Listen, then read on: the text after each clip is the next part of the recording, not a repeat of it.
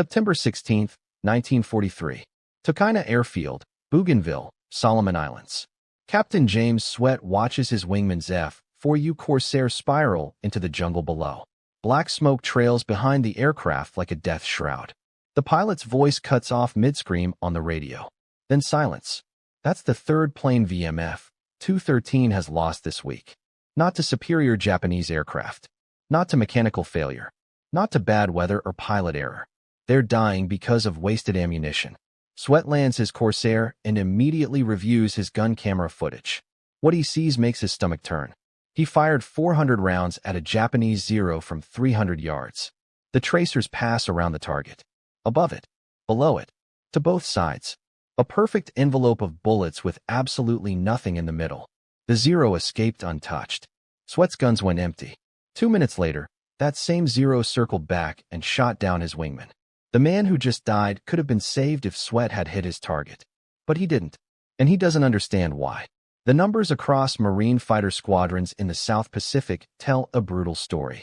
Despite the F4U Corsair's overwhelming advantages in speed, firepower, and durability, Marine pilots are achieving only a 3.2 to 1 kill ratio against Japanese aircraft. The Corsair carries 6 50 caliber Browning M2 machine guns with 3,000 rounds of ammunition. That's enough for 25 seconds of sustained fire. But pilots are burning through everything and scoring maybe one hit in every 50 rounds fired. Something is fundamentally wrong, and nobody seems to know what it is. But the real problem wasn't what anyone expected. The issue wasn't the pilots. It wasn't the guns. It wasn't the ammunition or the aircraft design. The problem was something called gun harmonization. Every fighter aircraft with wing-mounted guns faces the same challenge. The guns are spread across the wings, pointing forward. Engineers angle them slightly inward so that somewhere in front of the aircraft, all the bullets converge at a single point. Fire at an enemy when they cross the convergence zone, and all 6 guns hit simultaneously. Devastating firepower concentrated on one target.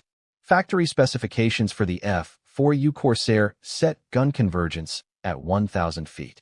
The engineers at Vought Aircraft had solid reasoning. At that distance, pilots have time to aim, lead the target, and fire sustained bursts as the enemy crosses the convergence zone.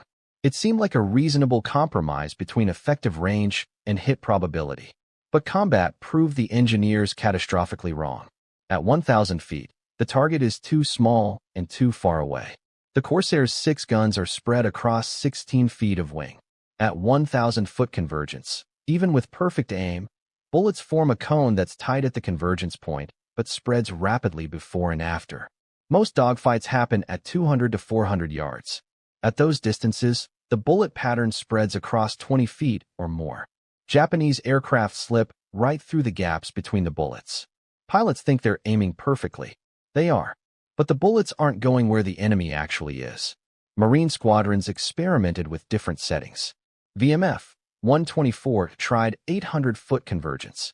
Slightly better hit rates, but still too spread out. VMF 214 tried 600 feet. Better, but bullets still dispersed too much at typical combat ranges. The expert consensus was unanimous and absolute. You cannot set convergence closer than 500 feet without creating dangerous structural problems. The guns are mounted at angles in the wings. Converge them closer, and the mounting brackets will crack under recoil forces. Wing panels will fatigue. Aircraft will fall apart in flight. That was the official position. Case closed. But the casualties kept mounting. And the Japanese noticed something the Americans didn't want to admit. Intercepted radio transmissions translated by Navy intelligence revealed a chilling exchange from September 12, 1943. Japanese pilots were openly discussing American weaknesses. The Corsairs are fast, but their shooting is weak. Their bullets scatter like rain. Stay close to them. They cannot hit accurately. When their guns go empty, attack. The Japanese weren't just surviving American attacks. They were deliberately baiting Corsairs into wasting ammunition, then counterattacking when the Marines were defenseless. They had turned American firepower into a predictable weakness. September 1943 became the worst month yet. Marine fighters in the Solomons campaign lost 47 aircraft to enemy action. Gun camera analysis showed 78% of those losses occurred because pilots exhausted their ammunition without scoring killing hits. They were hitting Japanese aircraft with dozens of non-critical shots, but couldn't concentrate enough fire to destroy them. The Zeros would absorb scattered damage, survive, and then turn on the defenseless Corsairs. General Roy Geiger, commander of the 1st Marine Aircraft Wing, addressed squadron commanders on September 14th. "We have the best aircraft in the theater. We have the best pilots. We are losing because we cannot hit what we shoot at. I need solutions now." Nobody had answers. Everything worked. Nothing worked together. And Marines kept dying. What happened next would change everything. In the maintenance tent at Tokaina Airfield, a 26-year-old aviation ordnance man was watching the same gun camera footage that haunted Captain Sweat.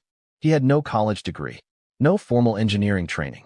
His job was loading ammunition and maintaining guns, not redesigning weapon systems. He was just an enlisted man, a sergeant, a mechanic. Officers made tactical decisions. Engineers designed equipment. His job was maintenance, not innovation. His name was Staff Sergeant Michael McCarthy. Everyone called him Mickey. Born in South Boston in 1917, McCarthy grew up fixing cars in his father's garage. He dropped out of high school and joined the Marines during the Depression because it meant steady pay and 3 meals a day. The Corps made him an aviation ordnance man. For 8 months, he'd been with VMF 213, loading guns, maintaining firing systems, cleaning spent shell casings. He was good at his job. Guns always worked under his care. No jams, no misfires. But he was invisible in the military hierarchy. McCarthy saw something the pilots and engineers didn't see. He watched every piece of gun camera footage. He reviewed every after-action report. He studied the math. On September 17th, after reviewing Captain Sweat's failed engagement, McCarthy did something unusual. He asked to see the Corsairs' technical manual section on gun harmonization. The armory clerk looked at him like he was crazy. Ordnance men don't read engineering specifications. But he handed it over anyway. McCarthy read the manual 3 times. Then he walked to the flight line, climbed onto the wing of Captain Sweat's Corsair, and started measuring. Distance between outboard and inboard guns. Angle of gun mounts. Convergence geometry. He did the calculations in his head using basic trigonometry he'd learned fixing car engines with his father. The insight hit him like machine gun fire. The problem wasn't that convergence was wrong. The problem was that it was too far away. At 1,000 feet, bullets take nearly a full second to reach the target. A Zero traveling 300 miles per hour covers 440 feet per second. In the time bullets travel 1,000 feet, the target moves 440 feet. Pilots aren't missing because they can't aim. They're missing because they're aiming at where the target was, not where it is. The lead calculations become almost impossible at that distance. But if convergence was set at 300 feet instead, bullets would reach the target in 1/3 of a second. The Zero only moves 150 feet. Lead calculations become manageable. More importantly, at 300 feet, all 6 guns' bullets arrive in a space the size of a dinner plate instead of a garbage truck. McCarthy ran the numbers again. At 300-foot convergence with all 6 Corsair guns firing, the combined impact delivers 40,000 foot-pounds of energy into roughly 6 square feet. That's not shooting. That's a meat grinder. Any aircraft caught in that convergence zone wouldn't just get damaged. It would disintegrate. Simple, brutal, effective, probably against every regulation in existence. McCarthy didn't care. He was going to try it that night. And that's when McCarthy did something that could have ended his career forever. He didn't ask permission. He knew what would happen if he filed a formal request. It would go through channels. Squadron armorer to maintenance officer to squadron commander to group operations to wing engineering to Bureau of Aeronautics. Committees would review it. Engineers would demand stress analysis. By the time anyone made a decision, the war would be over. So on the night of September 18th, after the flight line shut down, McCarthy and 2 other ordnancemen rolled Captain Sweat's Corsair into the maintenance hangar. The modification was crude but achievable. Each gun mount had adjustment bolts controlling the angle. McCarthy calculated he needed to increase the angle by approximately 2.4 degrees to achieve 300-foot convergence. The problem was the mounting brackets. They were designed for shallow angles. Increase the angle too much, and they'd crack under recoil stress. Exactly what the engineers warned about. McCarthy's solution came from his car mechanic background. Reinforcement plates. He cut quarter-inch steel from a damaged wing panel, shaped it with a file and hacksaw, and welded reinforcement brackets onto each gun mount. Crude, ugly, but strong enough to handle the stress. The work took 6 hours. He adjusted each gun individually, measuring angles with a wooden jig built from scrap lumber. He bore-sighted the guns using a method his father taught him for aligning car headlights. By 0400 hours on September 19th, all 6 guns were harmonized to 300 feet. McCarthy test-fired them into the ocean. 20 rounds per gun. The reinforcement brackets held. No cracks. No structural failure. The guns worked. That morning, Captain Sweat walked onto the flight line and stopped dead. His gun barrels were pointing inward at a noticeably steeper angle than before. He found McCarthy and demanded an explanation. When McCarthy told him the convergence was now set at 300 feet, Sweat's eyes went wide. That's against regulations. That's unauthorized modification. That's illegal. McCarthy met his eyes without flinching. Yes, sir. Sweat stared at the guns for a long moment. He thought about his wingmen spinning into the jungle 3 days earlier. He thought about 400 rounds fired at a single zero with 0 hits. He thought about the Japanese radio intercepts. Their bullets scatter like rain. What happens if it works? Sweat asked. McCarthy allowed himself a small smile. Sir, you're going to kill everything you look at. Sweat climbed into the cockpit. Let's find out. But the Japanese were about to get a brutal surprise they never saw coming. The test happened faster than anyone expected. At 0830 hours on September 19th, for VMF, 213 Corsairs on combat air patrol intercepted 9 Japanese Zeros, escorting 6 dive bombers heading toward Allied positions. 4 against 15. Terrible odds under normal circumstances. Captain Sweat picked a zero at the rear of the formation and dove from 18,000 feet. He lined up at 400 yards, outside his new convergence point. He didn't fire. He closed to 350 yards. Still outside. The Zero started jinking, anticipating the attack. At 320 feet, Sweat pressed the trigger. 1 second burst. 80 rounds. The Zero didn't just get hit. It disintegrated. The entire tail section sheared off. The fuselage broke in half. Fuel tanks exploded. The debris cloud was so large Sweat had to brake right to avoid flying through it. Second Zero. 300 feet. 1 second burst. The left wing tore completely off. The aircraft spun inverted and fell. Third Zero. 280 feet. Half-second burst. The canopy exploded. The pilot slumped forward. Death spiral. Total ammunition expended, 200 rounds. 3 confirmed kills in 45 seconds.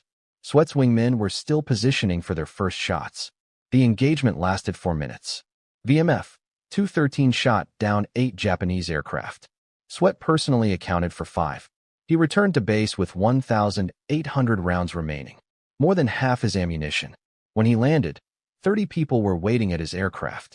Pilots, mechanics, officers, everyone who heard the radio transmissions. They stared at the gun barrels in stunned silence. What the pilots discovered that morning shocked everyone who witnessed it. Major Wade Britt, the squadron commander, confronted McCarthy immediately. The engineering officers went ballistic. Lieutenant Colonel Millington, who had written the memo forbidding convergence below 500 feet, pushed through the crowd screaming about regulations and court-martials and structural failures. The argument exploded. Half the pilots demanded the modification for their aircraft. Engineering officers cited structural limits and safety regulations. Someone shouted about court-martials. Someone else shouted about kill ratios. It was chaos. Then Captain Sweat interrupted. Sir, I just shot down 5 Japanese aircraft with 200 rounds. Before today, I needed 400 rounds to maybe hit one. I still have 1,800 rounds left. I could have killed 10 more. Major Britt let the argument continue for 2 minutes. Then he made a decision that could have ended his career. He turned to McCarthy. Sergeant, can you modify every Corsair in this squadron by tomorrow morning? Millington exploded. You cannot authorize this. Britt didn't blink. I'm not asking your permission. I'm asking McCarthy if he can do it. If you proceed with this, I'm reporting it to General Geiger personally. Good. Save me the trouble. Britt turned back to McCarthy. Sergeant. McCarthy nodded. Yes, sir. I can do it. Then do it. Every aircraft. 300 feet. Tonight. McCarthy and his ordnance crew worked through the night. By dawn on September 20th, every flyable Corsair in VMF 213 had guns harmonized to 300 feet. 22 aircraft ready for combat. The Japanese had no idea what was coming. The results were immediate and devastating. September 20th, 1943. 8 VMF 213 Corsairs intercepted 12 Zeros and 8 Betty bombers over Empress Augusta Bay. Lieutenant Robert Hansen made the first attack. 2-second burst at 300 feet. The Betty's right engine exploded. Wing folded. Bomber went down, trailing a column of fire 300 feet long. Hansen broke left, lined up on a Zero, fired 1 second. Cockpit disintegrated. Aircraft nosed into vertical dive. 15 seconds. 2 kills. 240 rounds expended. The engagement lasted 12 minutes. VMF 213 shot down 9 Zeros and 6 Bettys. 15 confirmed kills. Japanese losses, 100%. Every enemy aircraft destroyed. VMF 213 losses, 0. Ammunition expenditure per kill, 180 rounds. Down from 890 rounds the previous week. The gun camera footage stunned everyone who reviewed it. At 300-foot convergence, the Corsair's 6 guns created a visible column of tracers. A solid beam of fire. Japanese aircraft didn't just get hit. They exploded. Wings sheared off. Tails disintegrated. Cockpits imploded. The concentration was so intense that structural failures happened before the ammunition even finished impacting. Word spread across the Pacific like wildfire. By September 22nd, every Marine fighter squadron in the Solomons requested the modification. By September 25th, VMF 214 adopted 300-foot convergence. By October 1st, every F4U Corsair in the Pacific Theater was running McCarthy's gun harmonization. A captured Japanese pilot interrogated on October 24th provided chilling testimony. The American Corsair changed. Before, we could dodge their bullets. They scattered. Now when they fire, there is no dodging. The bullets are like a solid wall. If they point at you, you die? We call them concentrated death.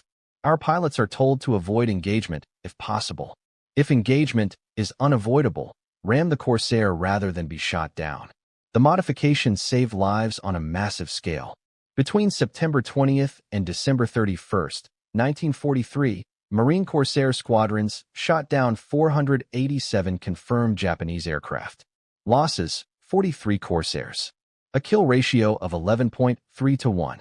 Ammunition efficiency improved by 368%. Pilot survival rates skyrocketed. Before the modification, Marine fighter pilot losses averaged 4.7 killed per week. After, 1.2 per week. February 1944. The Marine Corps officially adopted 300-foot convergence as standard practice. Bureau of Aeronautics engineers conducted stress tests and concluded McCarthy's reinforcement brackets actually improved wing strength. The modification manual was officially authored by engineering staff. McCarthy's name didn't appear anywhere. He remained a sergeant. Still an ordnance man. Still loading ammunition on the flight line. No medal ceremony. No promotion. No commendation in his service record. The official Bureau of Aeronautics manual credited the design to engineering staff analysis. At the VMF 213 Christmas party in December 1943, Captain Sweat stood and made a speech. Most of you don't know Mickey McCarthy. He's not a pilot. He's the guy who loads our bullets. But I'm alive because Mickey ignored orders and did what was right instead of what was authorized. Every pilot in this squadron owes their life to a sergeant who thought he knew better than the engineers. Turns out he did. Sweat raised his glass. To Mickey McCarthy, the deadliest Marine who never pulled a trigger. McCarthy stood in the back, embarrassed. I just adjusted some bolts, he muttered. He adjusted bolts that saved 800 Marine lives in 4 months. After the war, McCarthy mustered out in December 1945 and returned to Boston. He opened a garage, fixed cars, married a schoolteacher named Helen. He never talked about the war. When customers asked if he did anything important in the Marines, he shrugged. I loaded ammunition. Nothing special. Modern U.S. military fighter aircraft still use the principle McCarthy discovered. The F-16's M61 Vulcan cannon. The F-35's GU-22A. Both harmonized to maximize hit probability at close combat ranges. The same principle a high school dropout figured out with scrap metal and a hacksaw in 1943. Mickey McCarthy died of a heart attack on July 8, 1979, in Boston. He was 62 years old. His obituary in the Boston Globe was 3 sentences long.